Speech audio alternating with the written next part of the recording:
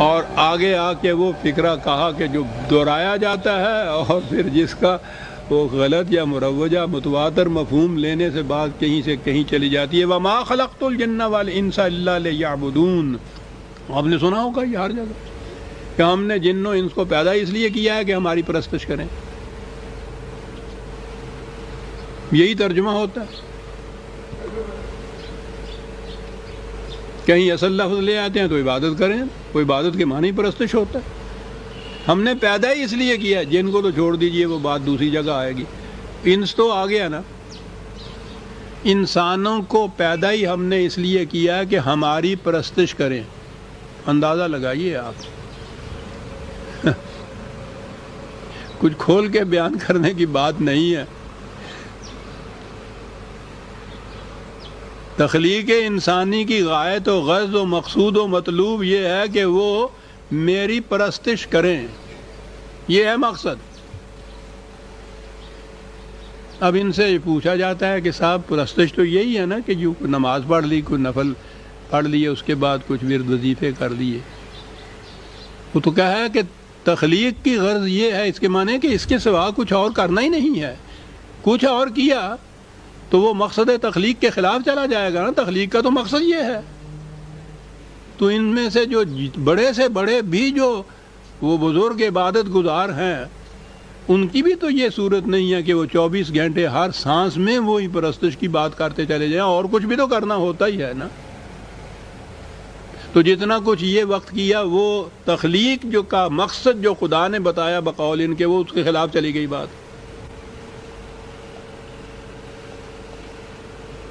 اس لیے یہ اپنے ہاں کے جو یہ بڑے بڑے مقتدا ہوتے ہیں، بزرگ ہوتے ہیں، ان کے متعلق یہ باتیں مشہور ہوتی ہیں کہ صاحب وہ دن رات اسی میں ہی لگے رہتے تھے، نفلیں پڑھتے رہتے تھے، تسمیاں پھیرتے رہتے تھے، بیٹھے رہتے تھے ایک کنج کے اندر. اور وہ کبھی نفل پڑھتے تھے، کبھی نماز پڑھتے تھے. روزہ صائم الدہر ہوتا تھا، ہمیشہ روزہ رکھتے تھے. بھوک لگتی تھی تو وہ ایک روٹی لکڑی کی دے رکھی تھی ماں نے، اس کو چک مارتے تھے. بنائے ہوئی ہے کاہے کے لیے؟ الا لیعبدون. مقصد ہی خدا کی پرستش. پہلے تو اس مقصد پہ زور دی. ذرا غور کیجئے عزیزان من، کہیں تنہائی میں بیٹھ کے غور کیجئے گا کہ خدا کہتا ہے مقصد یہ ہے ان کے پیدا کرنے کا، میری پرستش کر دے رہا. ایک لفظ عبادت کے مفہوم کے بدل جانے سے آپ دیکھیے بات کہیں سے کہیں جا پڑی. غرض و غایت تخلیق انسانیت کی کچھ اور ہو گئی.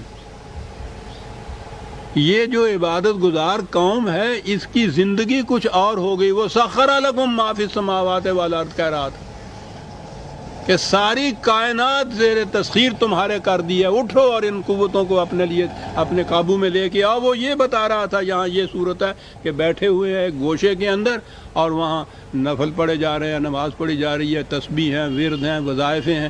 یہ کیوں ہو رہا ہے؟ ما خلقت الجن والانس الا لیعبدون. خدا بتا رہا ہے کہ تخلیق یہی ہے. عزیزان من،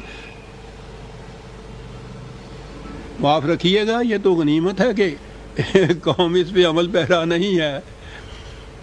ساری قوم اگر یہی کرنے لگ جائے یہ جو بزرگ کرتے ہیں یعبدون کا معنی، تو سوچئے تو صحیح. پھر وہ تو بچے ہوئے ہیں کہ وہ یہ کچھ کرتے ہیں، روٹی اور کماتے ہیں، ان کو دے جاتے ہیں. اگر سارے یہ کچھ کرنے لگ پیں،